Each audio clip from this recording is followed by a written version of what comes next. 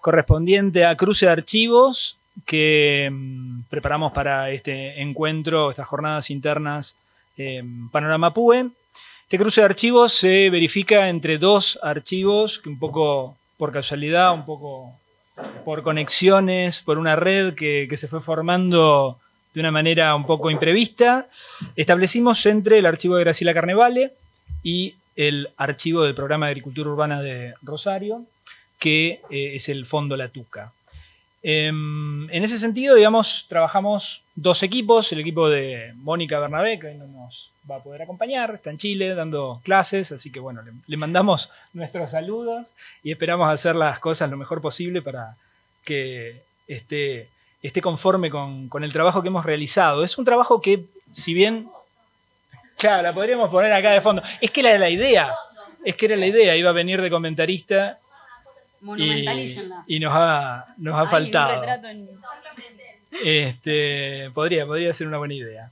Bueno, y en líneas generales lo que vamos a hacer es, en principio, presentar un poco el trabajo que hemos realizado y las reflexiones, sobre todo, que nos suscitó el trabajo con los archivos. En eso va a estar Renata de Felice, primero presentando esas cuestiones, sobre todo en torno al archivo Carnevale, pero siempre tratando de cruzar estos dos archivos, que son dos archivos, dos amigos además, y de dos temáticas que tienen mucho que ver. Y por otro lado, la pobre Mariela Herrero, que siempre está presente, que siempre la convocamos, va a comentar algo de las partes técnicas, muy corto, para no hacerla trajinar más de lo que ya ha trajinado, y lo que va a trajinar todavía. De parte de lo que estuvimos trabajando con el archivo La Tuca, que aquí lo tenemos Antonio La Tuca, el donatario de ese archivo, yo voy a leer algunas reflexiones y después nos acompaña Noelia Cuellar del Museo de la Ciudad, Nicolás Caravaca, que también estuvo trabajando con nosotros en el archivo, y Antonio, que no solo es el donatario, sino que también se ocupó de el trabajo más etnográfico que tiene el archivo, que fue hacer una serie de entrevistas. Por ahí también está Paula Villani, que también nos acompañó, que ahora ya no está más en el museo, pero está en la Secretaría de Cultura, y también forma parte de un grupo bastante grande, como ustedes verán, ¿no? Bueno, lamentablemente Graciela Carnevale está de viaje en Uruguay, así que no va a estar con nosotros. Y tenemos mucha gente que viaja. Y bueno, y como comentaristas de todo este lío van a estar Anaí Pagnoni y Sebastián Godoy, que no los pudimos meter en la mesa porque no entraban en el plano, ya, ni en la mesa. Así que bueno, éramos como un espectáculo medio circense. Bueno, esperamos que salga todo lo mejor posible. Y bueno, los dejo con Renata, que va a comentar la primera parte con su intervención. Adelante, Renata. Bueno, muchas gracias. Yo quería primero comentar también que toda esta cuestión de los cruces de archivos se enmarca en el objetivo 3 del PUE, y ahí también se inscribe mi proyecto de tesis de investigación de doctorado. En ese sentido, la propuesta era, en un comienzo, el objetivo principal del proyecto era estudiar una serie de materiales relacionados al río Paraná y sus afluentes. Eso se fue redefiniendo, sobre todo en el caso del grupo que coordina Mónica Bernabé, a partir de la perspectiva de los nuevos materialismos, pero en definitiva lo que nos interesaba trabajar en coordinación era la cuestión de cómo se puede conformar un territorio fluvial a partir de los archivos que lo conforman, siempre saliendo, bueno, de las identidades fijas, de las territorialidades unívocas y demás. En ese sentido, el trabajo en el archivo de Graciela Carnevale, en un primer momento, tenía como meta investigar aquellas producciones del artista relacionadas a la etapa del 2009 hasta el 2019. Ese fue el primer recorte que planteamos, porque a partir de ese momento, ella con un grupo de artistas que conformaban lo que se llamó el Levante en ese momento, produjeron una serie de acciones y recorridos territoriales en torno a la cuenca del Plata y del Paraná. En el 2011 es cuando, con recorridos y extraterritorialidad, se vinculan, según nos cuenta Graciela, con el Banco de Semillas, Neanderoga, específicamente no como organización, no sé, Antonio, si tendrá otro relato, sino con los participantes, Antonio La Tuca, Lucho Lemos y Javier Couterot. lo que encontramos al ir al archivo, en definitiva, fueron 2 secciones más, o 2 series, no sé cómo se dice. La primera, que es la que va del 65 al 75 y está relacionada con las acciones de la vanguardia rosarina y específicamente con lo que tuvo que ver con Tucumán Arde, si bien también hay material relacionado a encuentros en Chile y en Cuba. Son afiches, un material súper interesante que está en el videíto que estaba circulando. Luego de eso se clausura su producción hasta 1994, que es cuando retoma la actividad artística con una serie de estudiantes de Bellas Artes aquí en lo que se llamó Patrimonio, Grupo Patrimonio, e iría esa segunda serie hasta el 2008, que son los inicios del Levante en 2003. Y bueno, finalmente esta parte del 2009 al 2019. El 2019 sería como una especie de término porque ahí se inaugura la muestra internacional La Tierra no resistirá, aunque podría extenderse hasta el presente con, por ejemplo, la muestra en el Museo Macro de la presentación de archivos vitales y también con el trabajo que ahora mismo están haciendo Antonio y Graciela en el taller de oficios de huerteros y jardines biodinámicos y agroecológicos. Bueno, eso sería como una especie de presentación general. Yo lo que quería leerles, para no enredarme, es un recorte que hice de ese archivo en relación a los textos de Graciela Carnevale sobre su propia reflexión, sobre su propia práctica archivística. También para que me maten o me ayuden a seguir pensando en estas cuestiones, porque la verdad es que es bastante inabarcable.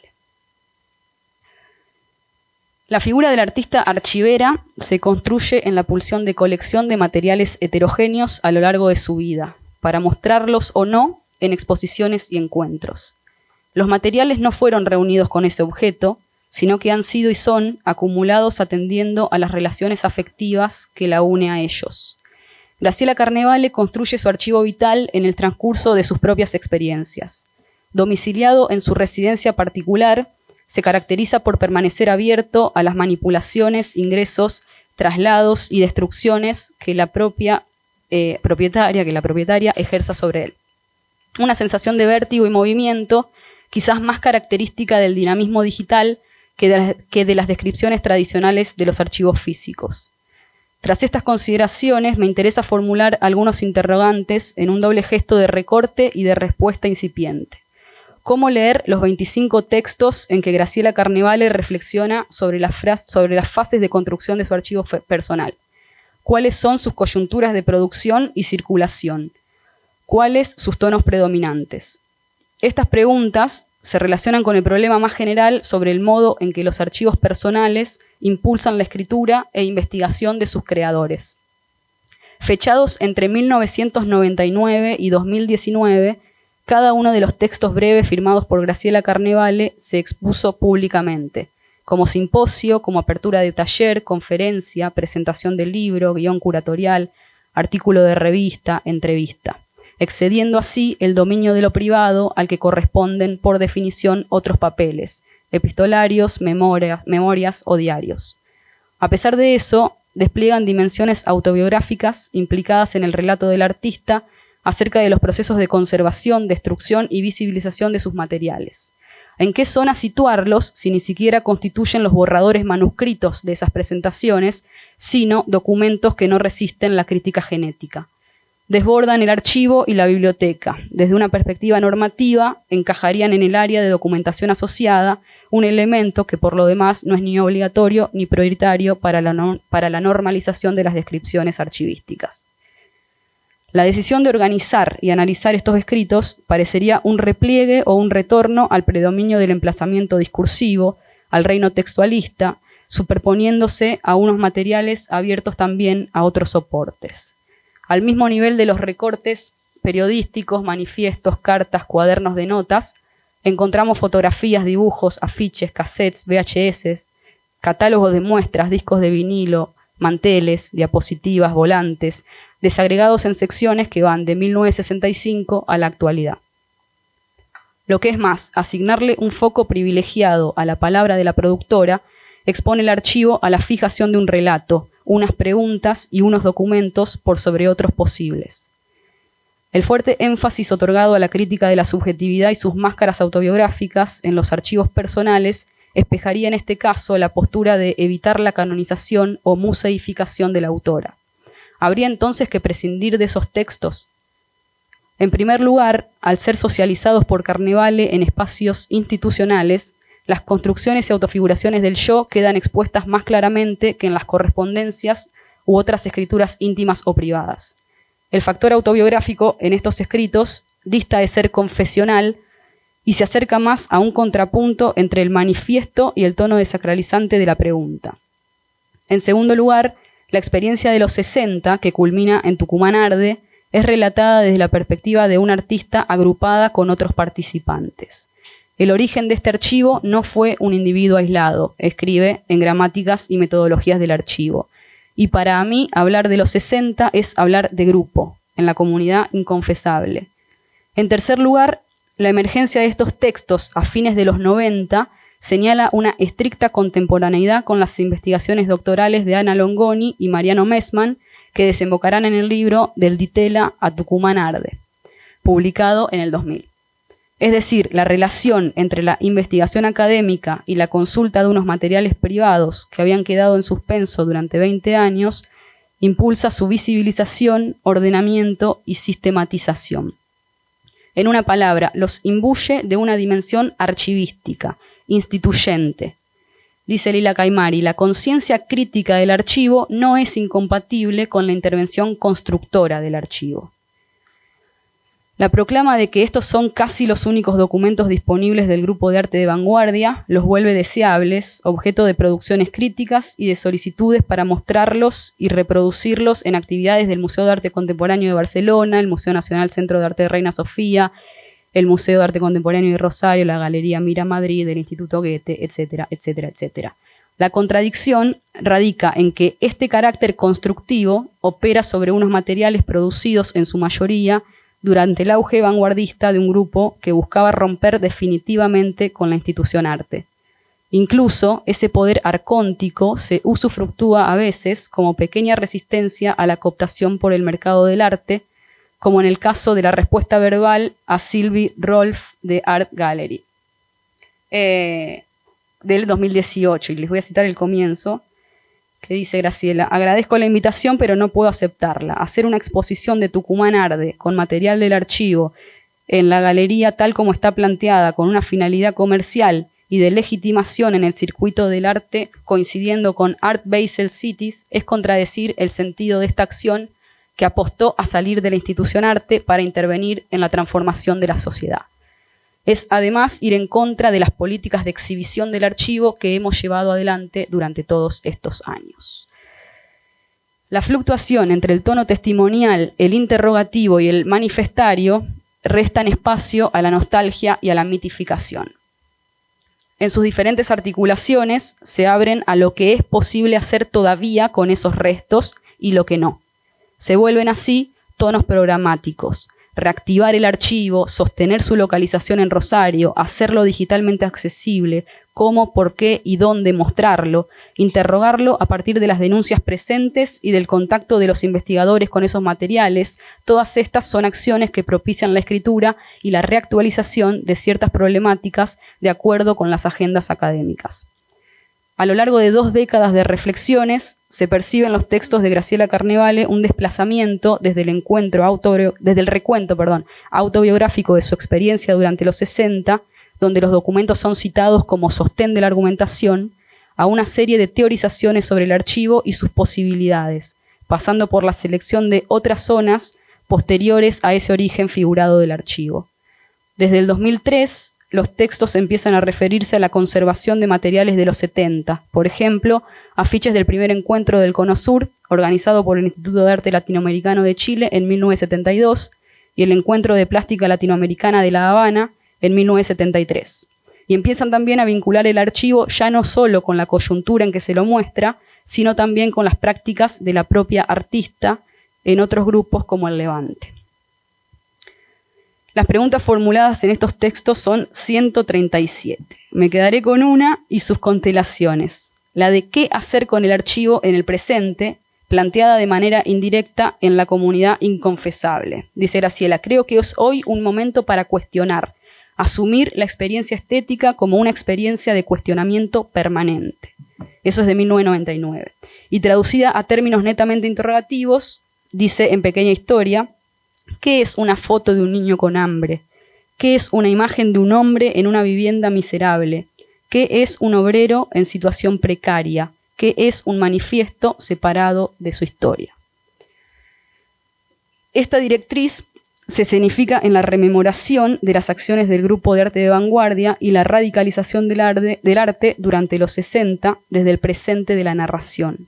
Una problemática, por lo demás, atravesada por los vínculos del archivo con los restos, la recuperación de la memoria, el olvido, la exhumación. La gran mayoría de los textos aquí reunidos fueron expuestos en el marco de la socialización de algunos de estos materiales, de ahí el planteo recurrente sobre cómo pensarlos desde nuestras prácticas actuales. En términos benjaminianos, la cuestión podría plantearse sobre qué hacer con las pulsiones utópicas latentes en los archivos, con los registros de tantas perspectivas intelectuales y propuestas estéticas para transformar la realidad.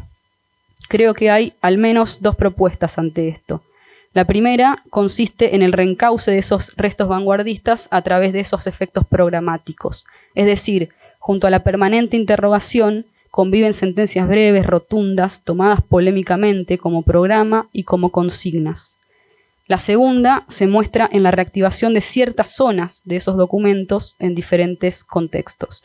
Es decir, el archivo como práctica de socialización promueve acciones conjuntas, lo abre a nuevas reflexiones críticas que retroalimentan en una constante acumulación ese fondo en continuo movimiento.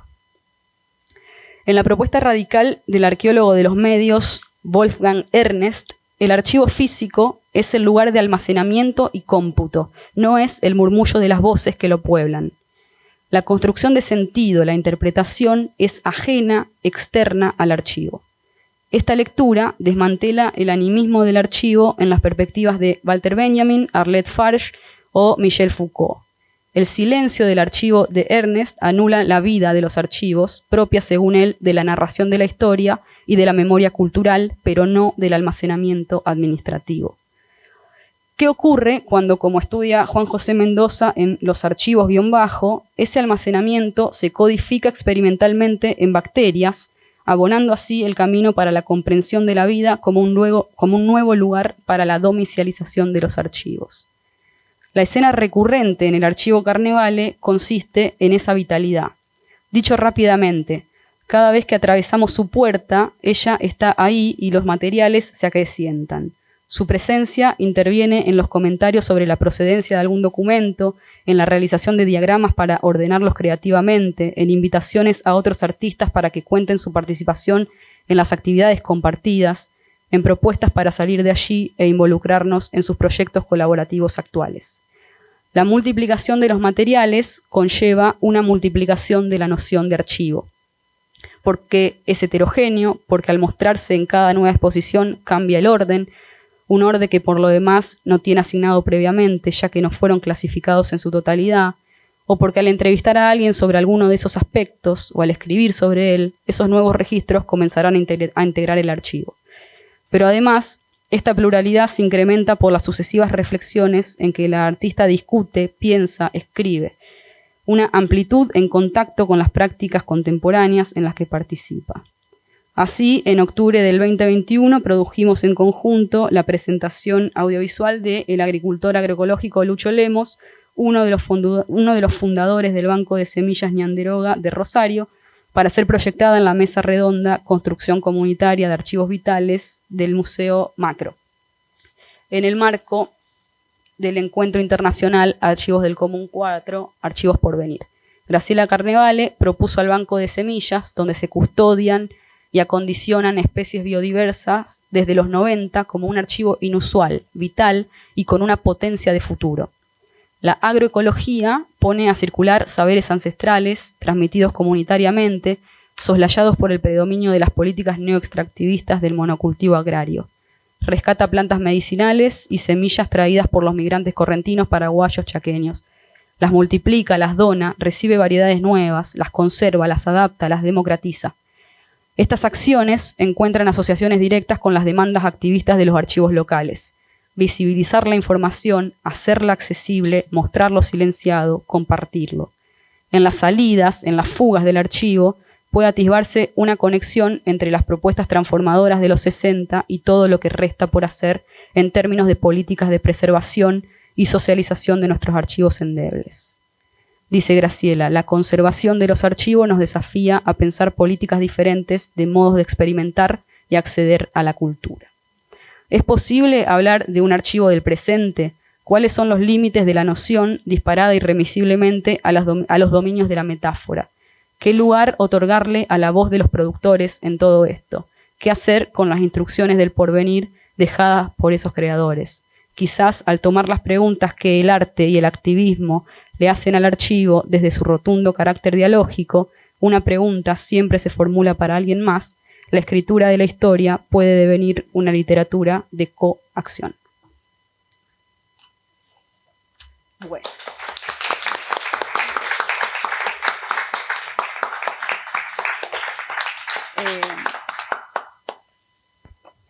Mariela, si sos tan amable. ¿Querés usar el...? Bueno, no, brevemente, y siguiendo un poco la línea de lo que estaba comentando Renata, no voy a ahondar en la cuestión de la documentación y de los materiales sobre los que Renata ya hizo un repaso bastante claro, me parece, pero sí recalcar que el archivo de Graciela creo que es el que hasta ahora nos presenta el desafío más grande en su organización, justamente por todo lo que estaba mencionando Renata recién. Esta cuestión de la vitalidad del archivo, de que Graciela sigue en actividad constante, permanente, de que cuando nosotros empezamos a trabajar con el archivo de Graciela, pensamos en trabajar a partir de un corte que era después de Tucumán Arde, y que, porque si bien toda esa parte ya está organizada, disponibilizada y demás, se nos hacía inevitable volver constantemente sobre esa porción del archivo, y porque la heterogeneidad y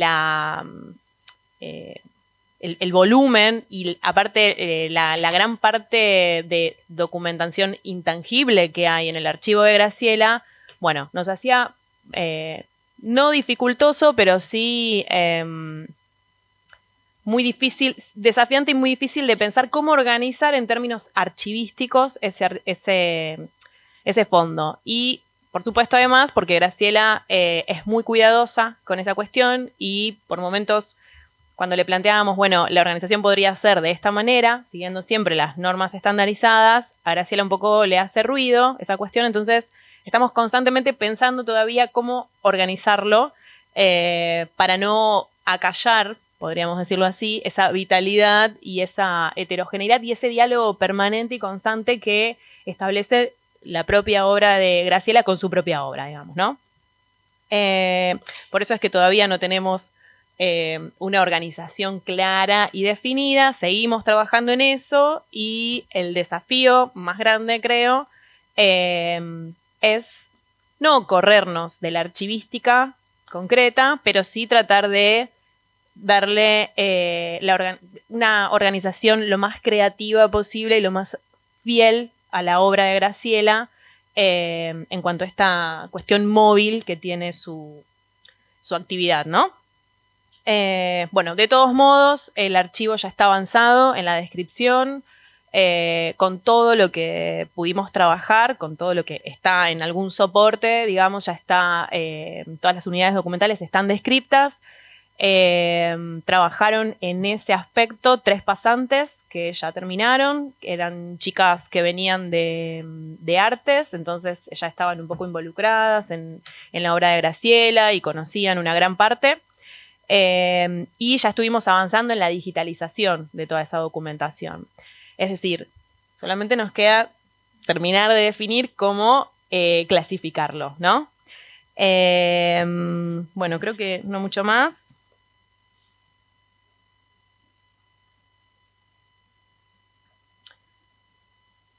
No.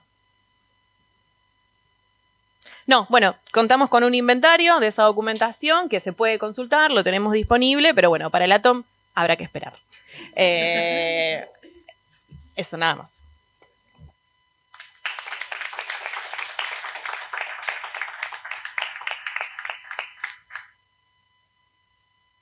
Bueno, ahora vuelvo a tomar uso de la palabra. Es interesante porque justamente la cuestión se espeja un poco de manera inversa. Nosotros tenemos problemas muy similares, o sea, la vitalidad del proyecto que sigue en curso, materiales y cosas que uno no piensa que van a parar a un archivo, digamos, naturalmente, sino, y menos con una cabeza de historiador, que es más todavía extraño todas las cosas que hemos ido aprendiendo. Y por otro lado, lo que sí tenemos es a la inversa, ¿no? Como en el museo se encargaron de la parte documental, está clasificado. Entonces eso es como al revés, ese proceso, pero nos falta digitalizar.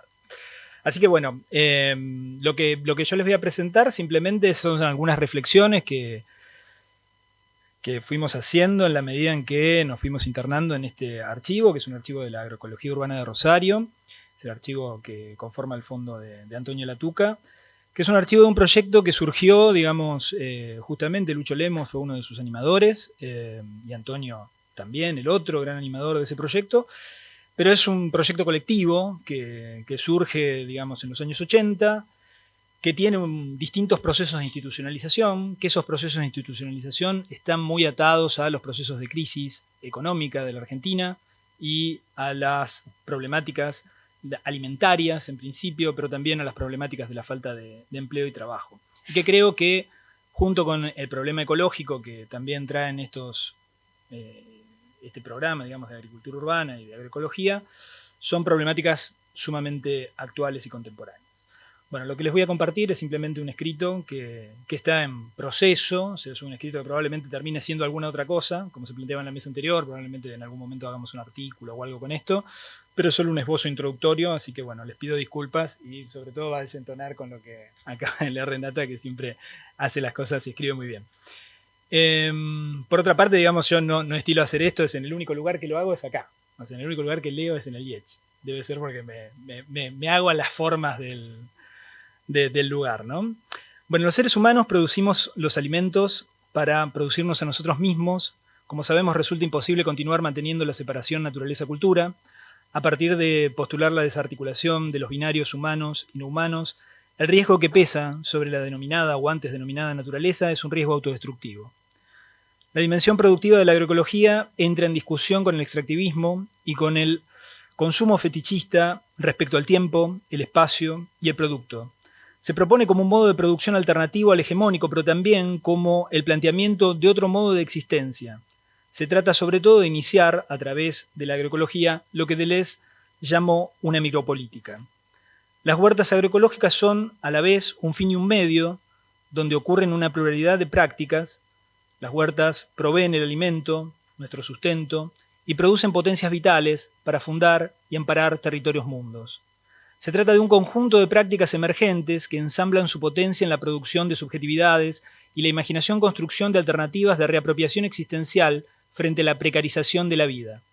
Constituyen una apuesta a la construcción de territorios mundos que hagan posible la existencia aún rodeada de la fragilidad que supone un paisaje en ruinas. La Red de Espacios Agroecológicos Urbanos de Rosario promueve una arquitectura afectiva para la práctica autopoética, productiva y expansiva de sí y de lo común.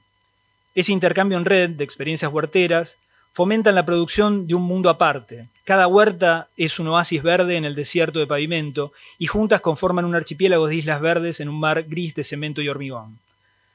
El Banco de Semillas Ñanderoga, del que hablaba hace un momento Renata, y las obras artísticas de Graciela Carnevale y su grupo hacen dialogar a las semillas con un fragmento materializado de una potencia vital, capaz de adherirse con toda su fuerza transformadora al mundo que las rodea y producir en esa simpoiesis un efecto estético. Como afirma Bruno Latour, para existir la planta debe confundirse con el mundo, ser el mundo. La guarda de las semillas es un cuidado por la vida. Ñanderoga cuyo nombre en guaraní significa nuestro hogar, el nombre del Banco de Semillas, es un lugar del habitar común que presupone la asociación y un trabajo colectivo. La atención de las semillas ha estado tradicionalmente en manos de las mujeres. Esas semillas configuran el primer punto de una constelación amplia, una plataforma sobre la que se despliegan una serie de repeticiones que producen el sustento de la existencia, como unos ritornelos de una infinita variedad. La semilla, como ser inmundo, es también una condensación de vitalidad, de conocimientos, de historias, de tradiciones y de saberes, que nos permiten repensar las identidades como construcciones abiertas y acercarnos a los procesos de subjetivación desplegados en las relaciones entre humanos y no humanos. Las semillas nos sitúan, también nos plantan. Las transformaciones sufridas en estos ambientes en las últimas décadas son el resultado de las múltiples actividades antrópicas, productivas y ociosas, y sugieren la adopción de medidas urgentes para su protección. Existe una destrucción más que evidente en el humedal nativo. La fuerte presencia del desmonte y el extractivismo para la producción de plataformas del agronegocio y la especulación inmobiliaria hacen crecer la metáfora del desierto y la figura derridiana de la hostilidad, lo verdaderamente contrario a la amistad en política. Con frecuencia, la relación instrumental de la extracción se ejerce además sobre los saberes ancestrales para someterlos al enjuiciamiento de la razón occidental, para su organización empresarial, patentamiento, explotación, distribución y venta. Se trata de un saqueo ontológico y epistémico. La reflexividad sobre ese proceso de archivación debe reflejar una sensibilidad poética y un pensamiento estético-político de afectación, estando arrojados a un mundo que limita su comprensión de todo a términos modernos capitalistas, de recurso, valor, bienes, capital, mercancía. El arte es la herramienta que nos ayuda a producir con nuestro propio caminar una senda alternativa. En este sentido, es imprescindible sembrar políticas de la amistad entre el arte y la agroecología con el propósito de recuperar y construir saberes ambientales que nos orienten en esa deriva.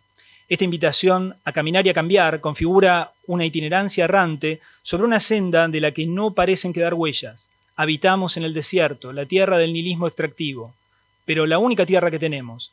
Al asumir esta situación de precariedad e intemperie, queda expuesta nuestra propia disposición afectiva al arte como sustento para transitar este desierto sin convertir en desierto la vida misma, para abrirnos a otros modos de ser, estar, habitar, sin el sacrificio de la propia vida ni el de todo lo viviente. La agricultura urbana se posiciona en los movimientos menores. Estos nos compelen a desplazar la mirada de la macropolítica a la micropolítica. Se trata de un proceso avivado por prácticas colectivas y dinámicas micro a ras de suelo, que descomponen desde adentro, molécula a molécula, estructuras y relaciones sociales, a la vez que permiten reelaborarlas. Mientras los sujetos de este proceso se ven afectados en múltiples niveles, subjetivos e intersubjetivos, desde sus imaginarios a su relación consigo mismos, a sus formas de socializar, estos movimientos y existencias menores pueden conformar modos de ser hacia lo común. Considerada como un modo de existencia político, afectivo, la agroecología es un caso de convergencia entre los saberes ambientales, una ética del contacto y una política del porvenir. Estamos ante saberes que se autoconvocan en formato de encuentros, de talleres, de ferias, que permean instituciones, la escuela, la universidad y el museo, y que se actualizan en otros dispositivos a razón del entramado complejo que estos problemas implican y convocan. En este sentido, resultan vitales los centros de formación agroecológica para crear y compartir saberes, conocimientos que rompan lógicas racionales dominantes en contextos locales, urbanos, agrarios, rurales, y potencian visiones inter- y transdisciplinarias, pero también interculturales y multisituadas. Uno de los primeros pasos para la revitalización de este proyecto agroecológico de gran escala es la producción de su memoria histórica y su proceso y operaciones de archivación.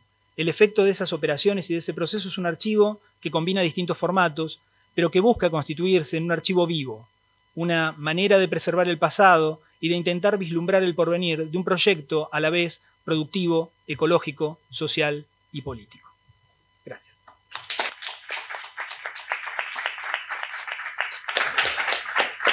Bueno, ahora le cedo la palabra a Noelia para que nos comente un poco más la trastienda de la construcción del archivo. Y también ahí está Nico que va a participar de esta parte. Bueno, ¿qué tal? ¿Se me escucha? ¿Se escucha bien?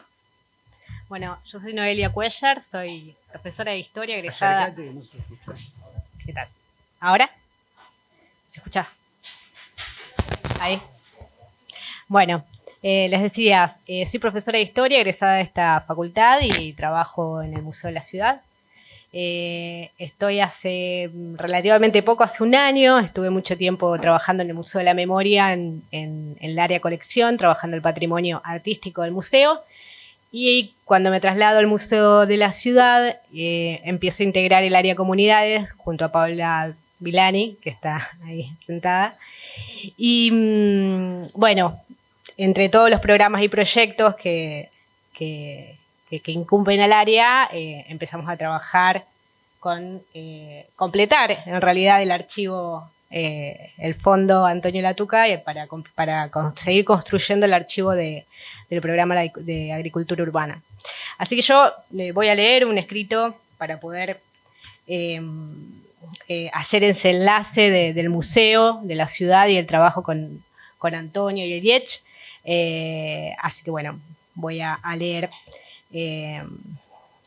bueno, este artículo, especie de artículo que escribí para la presentación. El Museo de la Ciudad de Rosario, Vladimir Mikelevich, el archivo del programa Agricultura Urbana y su activación patrimonial.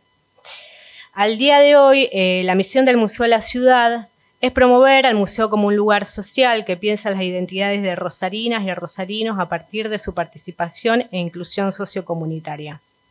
En este sentido, se presenta como un museo abierto, un espacio público que habilita la voz de los ciudadanos desde perspectivas accesibles, inclusivas, participativas y plurales. Se trata de una propuesta de trabajo basada en las teorías de la museografía crítica, un desplazamiento del paradigma de museos centrados en la colección hacia museos centrados en los públicos, la activación del patrimonio comunitario y la noción de museo participativo, presentando al Museo de la Ciudad como un museo situado en su contexto latinoamericano. Pero el surgimiento de una institución que cuenta con más de 40 años estuvo condicionado por otro contexto histórico, por lo que podemos preguntarnos cuáles fueron esos lineamientos iniciales que se proyectaron en torno al patrimonio para la construcción del Museo de la Ciudad. El museo se crea mediante una ordenanza municipal en agosto de 1981 que estableció que el museo deberá ser la expresión viva y clara de la evolución integral de la ciudad desde sus modestos orígenes en todos los aspectos de la vida de sus habitantes, trastocados en la rigurosa verdad del testimonio y del documento, que es preocupación y deber primordial del municipio velar por la preservación y el acrecentamiento del patrimonio cultural de la ciudad, evitando que se destruyan y desaparezcan los restos urbanos, arquitectónicos y documentales del pasado rosarino. El decreto que da origen al museo pone en relevancia la importancia de lo patrimonial en torno a su dimensión cultural, lo urbano, pero sobre todo su carácter documental. Este apego por el documento lo posiciona en sus inicios como un museo de carácter histórico en su sentido más tradicional. Se debe a la fuente documental escrita que da cuenta del devenir histórico de la ciudad. La noción de museo abierto y la activación del patrimonio comunitario no clausura la puesta en valor de las colecciones y los archivos, por lo contrario, suma una capa de sentido enriqueciendo su dimensión humana. Para pensar esa dimensión humana, la dimensión humana de las colecciones, nos remitimos a la reflexión de Rita Segato en torno a la función de los museos y su contenido. Segato señala que un museo debería ser un lugar donde se produce constantemente cultura, es decir, un gran motor de la continuidad del saber hacer, del saber tejer la vida y dar vida a las cosas. Segato rescata la noción de museo vivo, es decir, un espacio en que las cosas están siendo hechas y por lo tanto constantemente transformadas. Segato está pensando en su dimensión humana y por lo tanto en lo vincular y plantea que siempre hay una tensión entre el proyecto histórico de las cosas y el proyecto histórico de los vínculos. Y en este sentido, las colecciones y los archivos adquieren un sentido mediante su activación comunitaria. El Museo de la Ciudad recibió, en carácter de donación, los fondos personales de Antonio Latuca correspondientes al archivo del programa de agricultura urbana. Y este archivo se compone de material documental, desde folletería hasta artículos académicos y registros fotográficos. Y el archivo fue creciendo mediante su activación patrimonial al incluir las voces de los protagonistas del programa. Desde el museo, junto a Antonio y el Diech, se llevó adelante un registro audiovisual de entrevistas a distintos actores que formaron y forman parte del programa de agricultura urbana. Y durante todo el año pasado realizamos alrededor de 17 registros audiovisuales de los testimonios de huerteras y huerteros, feriantes, ingenieros agrónomos, funcionarios públicos, integrantes de ONGs vinculados al proyecto. Las acciones en la construcción de un archivo están en línea con la misión de un museo abierto, donde es fundamental la reciprocidad con la comunidad y el territorio. En este caso, con los parques huertas del entramado urbano de la ciudad, sus huerteros y huerteras. Y rescatar sus voces e integrarlas al acervo del museo son los pilares fundamentales sobre los que se construye una museología de cercanía. Además, este proyecto impacta en la programación del museo y durante el 2023 se llevaron a cabo distintas actividades abiertas a la comunidad que ponen en valor, visibilizan el archivo y generan conciencia sobre el patrimonio natural. Bueno, el año pasado, en el marco del Día Internacional de los Museos, que justamente tomó como temática museo y sostenibilidad, Antonio y Diego estuvieron en un conversatorio en el museo y se generaron otras actividades como Huerta Abierta, Museo Abierto, que es una muestra de intercambio de semillas. Hicimos para infancias un mapeo del patrimonio natural, siempre generando actividades que estén vinculados al patrimonio natural y en diálogo con la existencia del archivo del programa de agricultura urbana. Así que bueno, Antonio. Bueno, voy a contar un poco. Sí. Perdón. Completa algo, porque poco. No, para completar un poco lo que decía Noé. ¿Se escucha bien, no? No, se escucha. Me acordaba que en realidad yo me encontré con Antonio justo porque ahora que se cumple el 24 de marzo, este domingo, fue un 24 de marzo, el anterior. Estábamos en la plantación de árboles y él me dijo que estaba llevando parte de sus materiales al Museo de la Ciudad.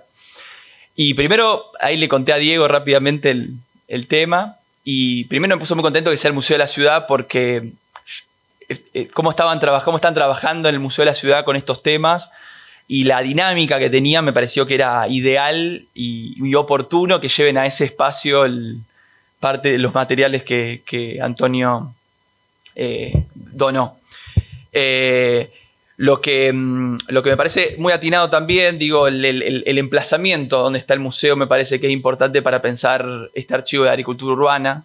Está en un lugar, un emplazamiento interesante para seguir proyectando en ese espacio de la ciudad lo que es la historia de la agricultura urbana, que dejó de ser un archivo personal para pensarse de una manera, como siempre Antonio lo va a decir seguramente, pensarse de una manera mucho más amplia y distinta. Yo un poco hice una pequeña reflexión nada más, es muy cortita, que le voy a leer, pero después me interesa escucharlo a Antonio.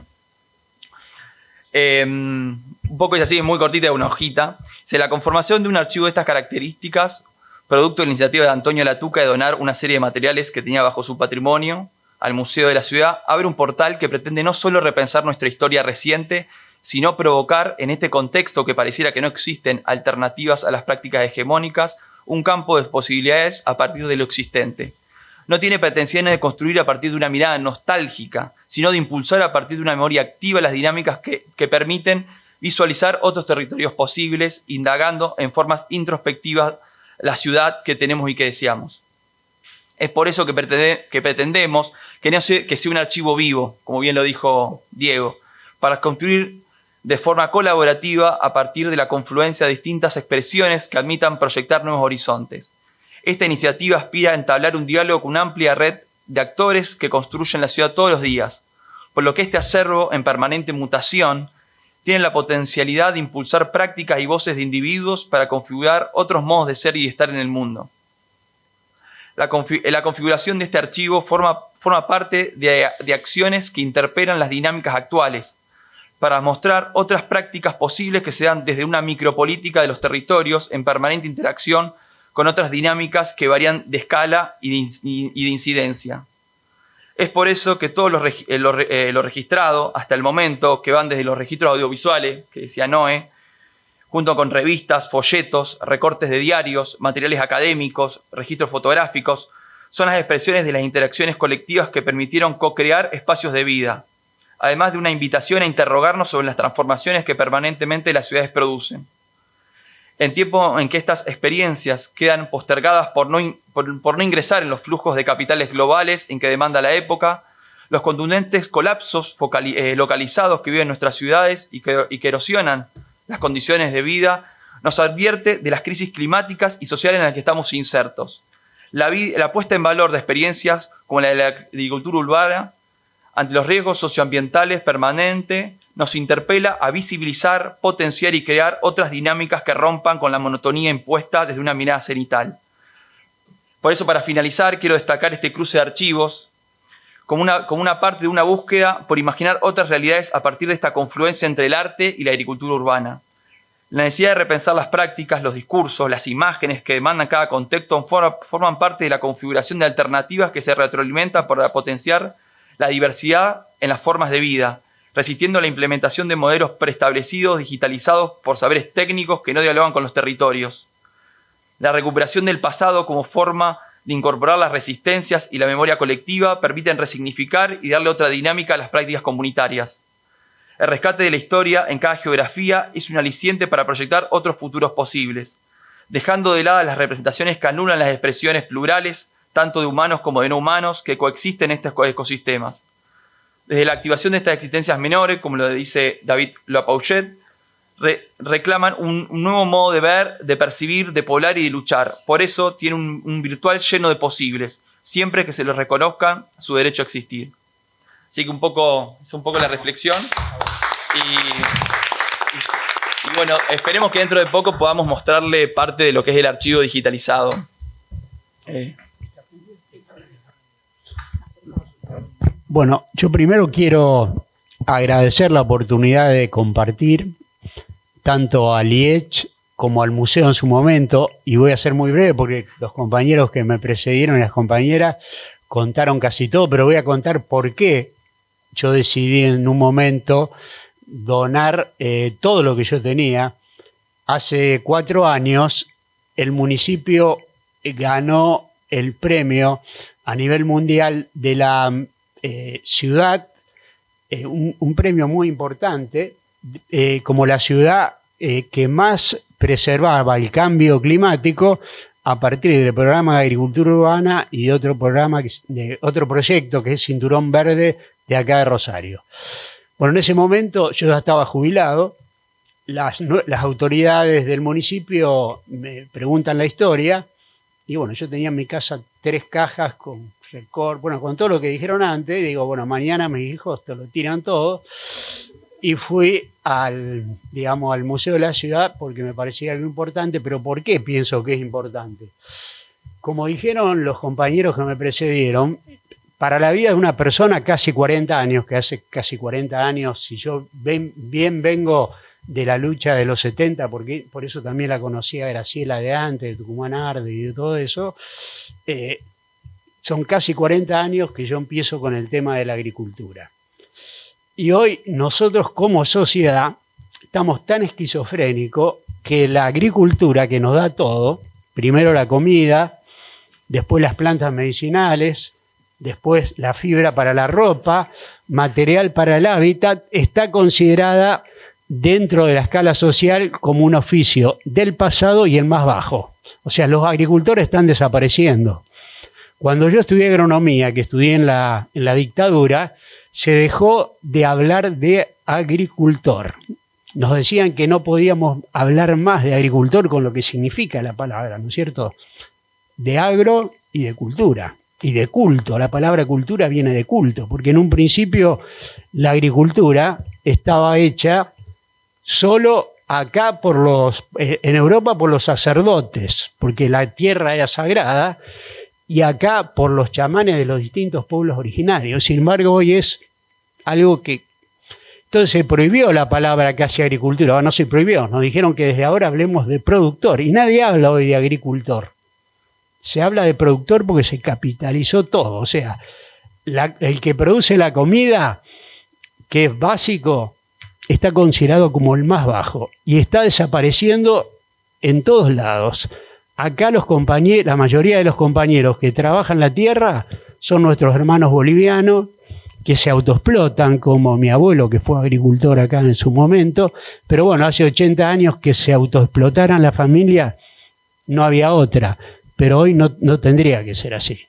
Y en Europa también no hay ya agricultores los que cultivan la tierra. Estamos hablando de los verdaderos, de los que nos dan lo que comemos nosotros, no de lo que se exporta, que no lo comemos nosotros. En Europa son todos migrantes. Antes los morochos de África y hoy los rubios que vienen del otro lado de la cortina. Entonces, si no tomamos conciencia, hoy a nivel mundial se dedica a esta agricultura el 5 por 1000. Todo lo demás de la investigación. Todo lo demás es para la agricultura industrial, que en realidad no es agricultura porque lo que produce no es comida. Si nosotros somos conscientes de lo que comemos hoy, no es para, digamos, para irnos deprimidos, porque yo soy optimista. Creo que estamos en un momento que tenemos que cambiar sí o sí, y yo me animé a llevar el archivo no para algo nostálgico o por lo que nosotros hicimos en su momento, porque nosotros empezamos con luchos de una ONG, después estuvimos en la política pública acá del municipio, que agradezco, que es la única ciudad que tiene, a pesar de los vaivenes, que cada cambio político uno tiene que empezar de cero, que también por eso tenemos este presidente que tenemos hoy, porque tenemos que cambiar también las formas del Estado y de la política como están hasta ahora, pero nosotros empezamos desde ahí y pasamos varias etapas, algunas mejores, otras peores, pero yo creo que hoy tenemos que repensar cómo sería la agricultura hoy. Yo creo que tiene plena vigencia, que tendría que ser una política transversal, porque toca todo, sin embargo, es marginal. Y yo digo, a veces me preguntan por qué, yo fui fundador también de ProHuerta, que fue un programa nacional que todavía existe, por qué acá es la única ciudad del país prácticamente que sigue. Y yo creo que hubo varias cosas. Una, que tuvimos la constancia, el equipo técnico, que éramos poquitos, que a pesar de los vaivenes, los momentos, porque algunos momentos nos sacaron de la MUNI y después volvimos, siempre tuvimos, también como decía Lucho, varias patas como el 100 pies, porque trabajamos en el INTA, trabajamos con el municipio, trabajamos con ONG y siempre tuvimos varias formas para poder seguir construyendo lo que nosotros queríamos. Por otro lado, todas las cosas surgieron en el territorio, no en un escritorio. Por ejemplo, los parques huerta surgieron en una de las villas más pobres acá de Rosario, la idea, ¿no? Acá en Puente Negro, no sé si ustedes se ubican ahí al lado del arroyo Ludueña, nosotros estábamos trabajando en el comedor del cura Signoris y no teníamos tierra para hacer huerta, y al lado estaba lo que iba a ser el bosque de los constituyentes, el parque de Huerta al Bosque, y ahí surgió la idea de por qué no podíamos hacer una huerta ahí. Bueno, en ese momento Parque y Paseo nos dijo que no sabían, pero al poco tiempo nosotros también siempre hemos tenido suerte, porque al poco tiempo se dieron esas casualidades que son causalidades. Vino una mujer de Naciones Unidas, de Holanda, Marielle Duvelin, y dijo que en Holanda, en Ámsterdam, había parques huerta, y entonces acá surgió la idea de los parques huerta, que tardamos muchísimo, porque fíjense, la idea surgió en el 2002, y recién en el 2008 nosotros pudimos inaugurar el primer parque huerta, que ¿qué tiene? Que no son conocidos acá. Fíjense que hace 5 años me llaman a mí de una empresa FEXA, una empresa que hace plásticos acá, aluminio, perdón, que tenían un terreno y que si era verdad que acá había parques huerta, porque se habían enterado en Medellín. Nosotros ganamos en su momento también un premio en Medellín. O sea, fíjense que a pesar de los años, no son conocidos. Yo, si les preguntaría acá, ¿quién conoce algún parque huerta? Creo que ninguno, salvo los compañeros que han trabajado en este tema, ¿no? Y los parques huerta son lugares que dan un salto cualitativo a todo lo que nosotros hacíamos antes. ¿Por qué? Porque permite la tenencia segura de la tierra, o sea que las personas que trabajan ahí, no es una reforma agraria, pero las personas que trabajan ahí tienen acceso a una parcela de tierra que pueden producir y, digamos, lo que producen lo pueden consumir ellos o venderlo después en la feria. Así que son lugares nuevos que surgieron acá, como digo, como una idea. Y me refería a eso, que todas las cosas que nosotros hicimos fueron en el territorio. Y lo último, para terminar, para no cansarlo, es que también nosotros, toda la gente la mayoría de los compañeros que trabajaron en el programa de agricultura urbana eran compañeros de origen campesino.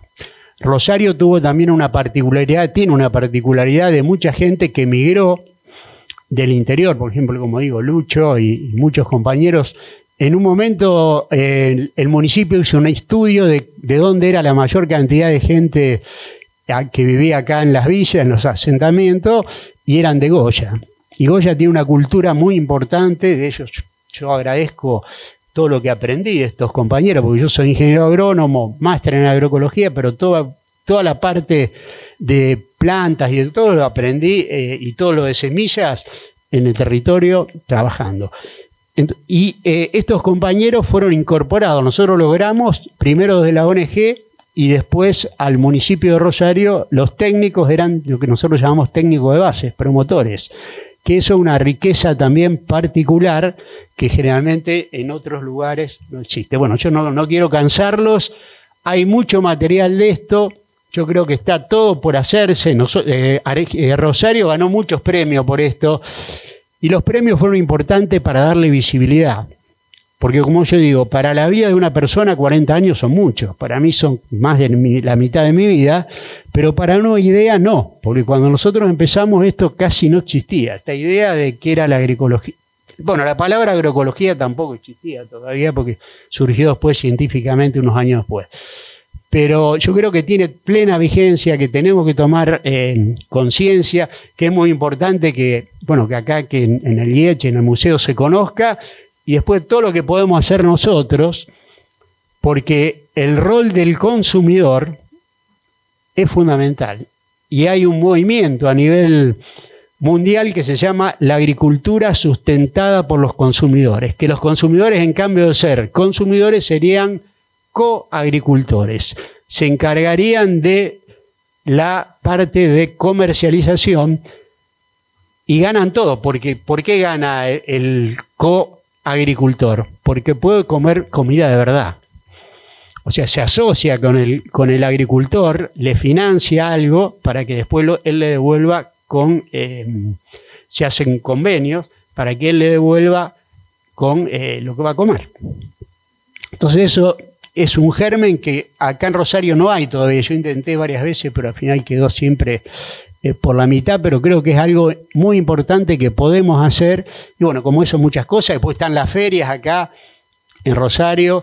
Ahora hemos tenido este temporal tremendo que la gente quedó también mal porque destruyó casi todo el tema sobre todo lo de hoja, quedó sin nada. Bueno, nada más, no lo quiero cansar y muchas gracias.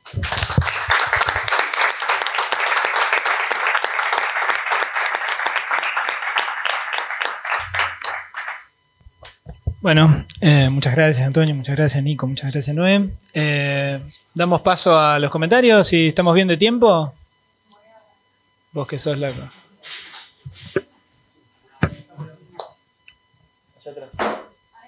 Porque tenemos como comentaristas ya por las dudas. Pero si querés arrancar vos. Pensé que decían preguntas. Después podés.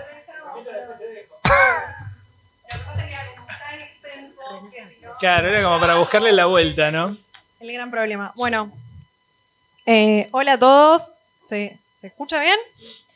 Bueno, mi comentario, aparte de las preguntas que formulé, va a ser un poquito extenso, pero me quiero detener en cómo también, formando parte del grupo Archivo Región, nuestras propias investigaciones dialogan o se suman a estos archivos vivos que en parte realizan diálogos y aportes. En ese sentido, mi tesis doctoral, que se llama Planes Urbanos, Relevamientos Socioterritoriales, Urbanizaciones Informales y el lugar de las villas en el proceso de producción del espacio ribereño de la ciudad de Rosario, pensando siempre en la ribera y el sector este, recurrió de alguna manera a quienes forman parte de este archivo de la agroecología, que fue la figura de Lucho Lemos, a quien está dedicada mi tesis.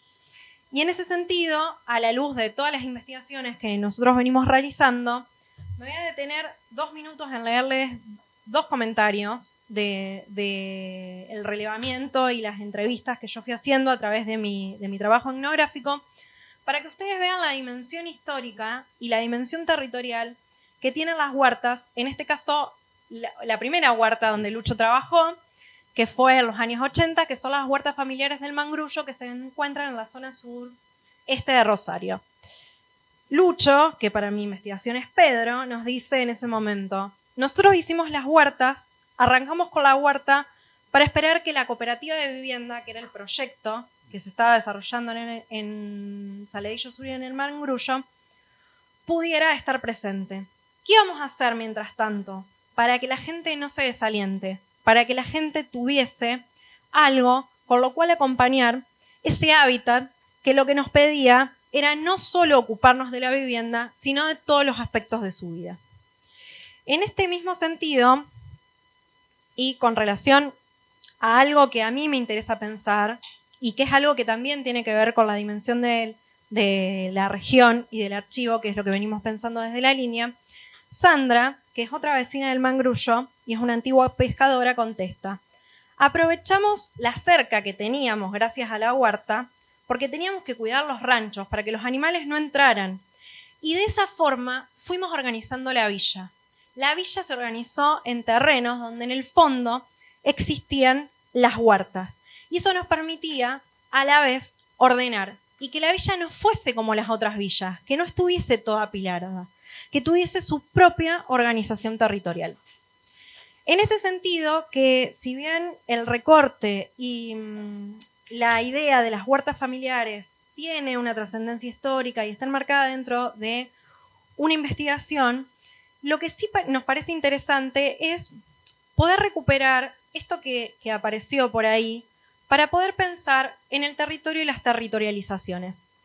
Entonces, en uno de las exposiciones se recupera esta categoría deleuziana de territorios mundos, que resultan interesantes para pensar las conexiones entre los espacios y las territorializaciones y poder interrogarnos no solo por el territorio que producen estas prácticas de estos archivos vivos, sino también para poder ver en el devenir de esas demarcaciones espaciales propias del hacer y que conllevan también la acción archivista de generar un archivo, cómo se implementan otras dimensiones que tienen que ver con estas prácticas, a las cuales se va a agregar una multidimensionalidad de los territorios, que no solo están dadas por las prácticas y por el archivo, sino por esta cosa tan particular que tiene, en este sentido, la agroecología, que son las interacciones entre lo humano y lo no humano.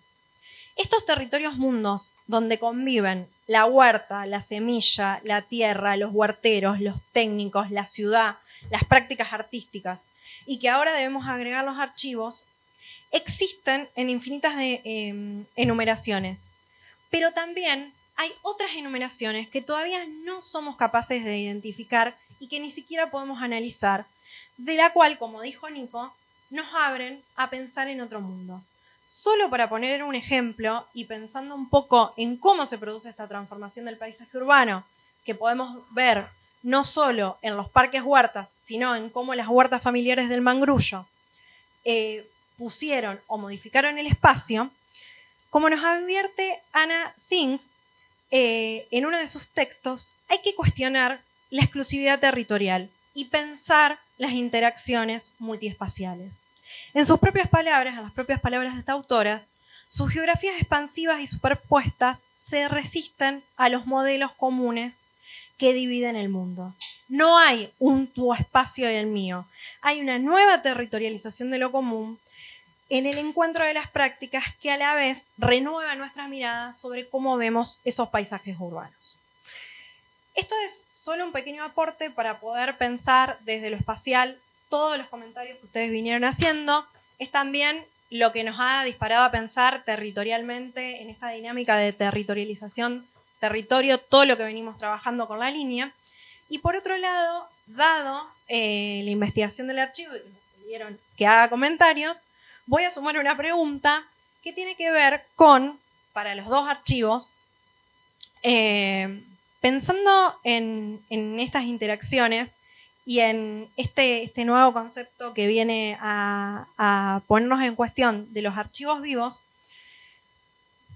que yo supongo que, como ya lo dijeron, involucra un montón de desafíos, yo les pregunto cómo y de qué modo consideran que estos archivos se diferencian de otros para poder brindar información a los investigadores.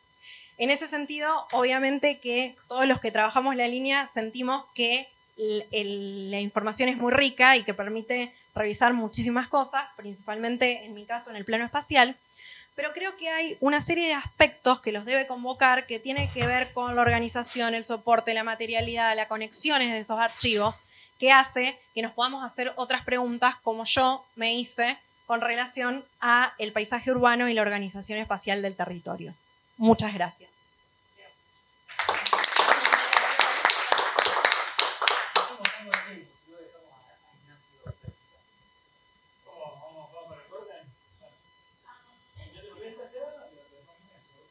Como estén con el tiempo. No, pero sí, que pregunte Ignacio. Preguntá, Seba. Vamos a hacer todas las preguntas juntas.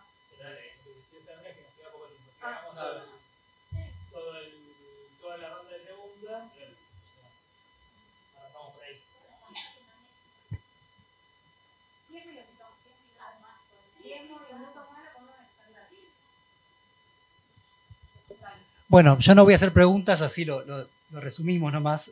Algunas apreciaciones cortas sobre este trabajo, que también fue un trabajo, ¿no?, realizado acá en el IECH, y como se mencionaba en el caso del museo, también supo capitalizar un poco la desterritorialización que supuso la pandemia, ¿no? Porque las reuniones más, si se quiere, iniciáticas, teóricas, para pensar esta conjunción entre el paisaje, territorio fluvial y el archivo, tuvieron justamente esa deslocalización y ese no tiempo que hacía que a veces estuviéramos hasta quizás altas horas de las tardes discutiendo cosas. Pero sí marcar algunas cosas que me parece discutir en este contexto, o discutir no, pero por lo menos remarcar. En ese momento me acuerdo que llegamos mucho con Anaí, con Renata, con Diego, con Mónica, y justamente, bueno, comenzamos por algunas cosas biobásicas y para pensar el archivo, y en una revisita esta, de las que hay por miles, a Mal de Archivo, ¿no?, de Derrida, me acuerdo que la cosa, lo leímos, lo discutimos un montón, después lo dejamos al costado, después volvimos, pero hay una cosa que me había llamado la atención desde un punto de vista lector ocasional de psicoanálisis, que era que la traducción que usa de Freud, ahí para tomar el capítulo 6 de Malestar de la Cultura, era la de López Ballesteros, que dice básicamente que Freud no iba a dejar escapar la oportunidad de revisitar cosas archisabidas, ¿no?, triviales y demás. Yo siempre me acordaba de la otra, ¿no?, la de Amorortu, que decía básicamente que voy a tomar al pasar, o voy a coger al vuelo una oportunidad, ¿no? Me parece que es también un momento, hoy más que nunca, para poner en valor la futilidad de la revisita por la revisita misma.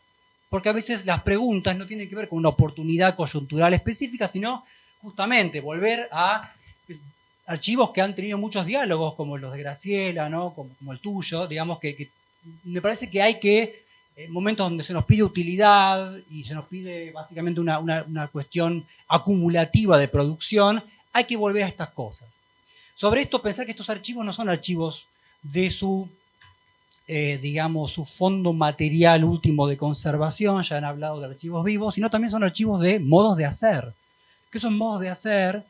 En el caso del arte de vanguardia, como decía Renata, un correrse permanentemente, de alguna manera torciendo la institución arte, y en el caso del archivo, ¿no?, de las huertas y la agroecología, en una idea de alternatividad, que fue lo que marcó Diego, ¿no? Son archivos que son esquivos por ese corrimiento permanente, esa iteración, ese carácter no un poco táctico, si se quiere, a lo Michel de Certeau, y que en realidad esta idea de modo de hacer refiere a prácticas siempre públicas, por más que tengan una especie de interespacialidad más privada, de apropiación inventiva, que son en alguna medida transmisibles, replicables y mutables. Y ahí esto que se archiva son herramientas no solamente para investigar y armar nuestras tesis y hablar de otros, sino herramientas para producir con otros, construir con otros, y no solamente herramientas en los términos de la caja de herramientas Foucaultiana, que sería como indicadores tácticos en lugar de sistemas, sino más bien casi como en el lenguaje de la informática, como herramientas de código abierto, o sea, las herramientas mismas siendo pasibles de ser reinterpretadas en otros contextos, en todo caso utilizadas de manera, o por lo menos me imagino, nunca arribando a una suerte de ortodoxia, ¿no? Siempre escapándole a esa replicabilidad mecánica que por ahí se nos pide hoy. Entonces, bueno, nada, en ese punto tomar algunos nuevos conceptos, que por ahí por el tiempo no voy a ahondar, ¿no? Pero la idea de resonancia, la idea de radicantidad y las nociones también que vinculan a la cultura, esto que planteabas vos, ¿no? La cultura, ambas iteraciones, ambas modulaciones de la cultura, ¿no? Una más bien simbólica, representacional, estética, de ruptura, y otra también como la del cuidado, como esta noción de guardianes de semillas, que aparecía también en la entrevista que tuviste con Graciela, esta idea de la cultura también como este acompañamiento de un crecimiento sin ningún tipo de cercenamiento en ese sentido, ¿no? Entonces, en un punto, esta apertura o reapertura o revisita fútil de archivos tiene que ver con la idea de producir diferencias en terrenos siempre adversos, ¿no? Porque en todo caso el modo de hacer es siempre un modo de hacer un modo de hacer con los restos, como decía, no sé si Diego o Renata, hablar de los restos de espacios que se nos deja en coyunturas que a veces nos obligan a tener cierta inventiva. Entonces me parece que más que aprender qué hicieron, cómo lo hicieron y por qué son tan irreplicables, es, bueno, ¿cómo podemos hacer nosotros para, de alguna manera, que esto no sea otra cosa que un modo de hacer? Pero bueno, no voy a ocupar más tiempo, vamos a la pregunta que estamos esperando hace bastante.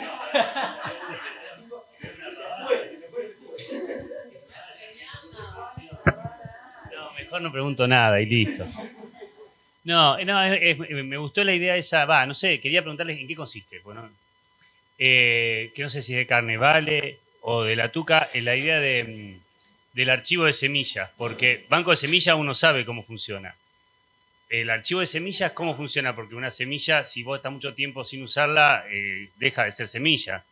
Pero al mismo tiempo está bueno, digo, deja de ser semilla porque ya no va a germinar. La renuevan, porque es un archivo de semilla y porque me parece muy interesante esa idea de que ahí se deposita muchas culturas de la gente que migra. Supongo que también hay semillas que no van a prosperar, entonces también me gustaría saber si esas semillas que no prosperan también se conservan como parte del archivo de semilla. O sea, ¿cómo funciona el archivo de semilla? ¿Se va renovando la misma semilla que se trajo para que la semilla siga siendo semilla? Entonces es muy diferente a un archivo convencional, porque el papel que se hizo queda, no se copia y se vuelve a poner otro papel y otro papel y otro papel. Acá la semilla, si no la renovan, no sirve. No sé si... ¿Hay otra pregunta? Después respondemos todas juntas. No.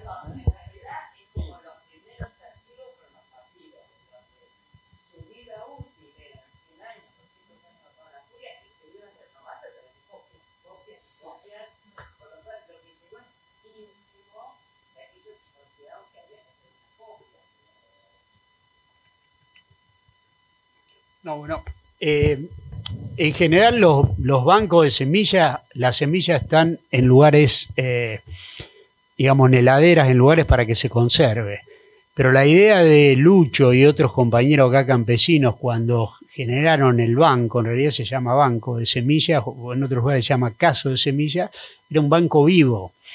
O sea que todas las semillas que nosotros tenemos no son, también hay una disputa entre las nativas y las culturales nuestras, porque nosotros ya hemos incorporado, por ejemplo, el romero que es una planta del Mediterráneo europea, está totalmente, yo conocí muchos usos del romero a partir de Margarita, que era una compañera de Goya, correntina. Entonces está incorporado ya a nuestra cultura, así que son locales, no son nativas, no nacieron acá.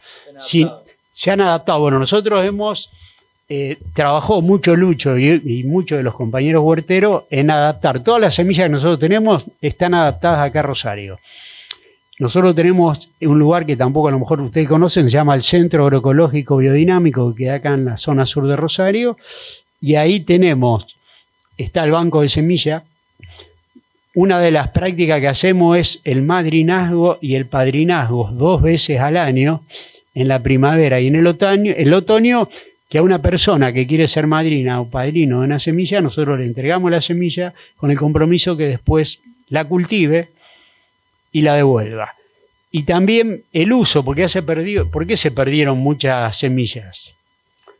Porque se perdió el uso. O sea, hay, por ejemplo, de papas, había cualquier cantidad de variedades, nosotros acá tenemos 2 ahora, prácticamente. Ahora aparecieron nuevamente los papines, pero si no, acá tenemos 2 clases de papa. Entonces la idea es mantener las semillas adaptadas a Rosario, que se conozca para qué se usa cada semilla. Nosotros en ese lugar tenemos también, por ejemplo, tenemos toda una parte de árboles nativos nuestros que son frutales. Por ejemplo, tenemos tomate árbol, mango, mamón, que mucha gente piensa que acá no funcionan, pero banana, que pueden funcionar.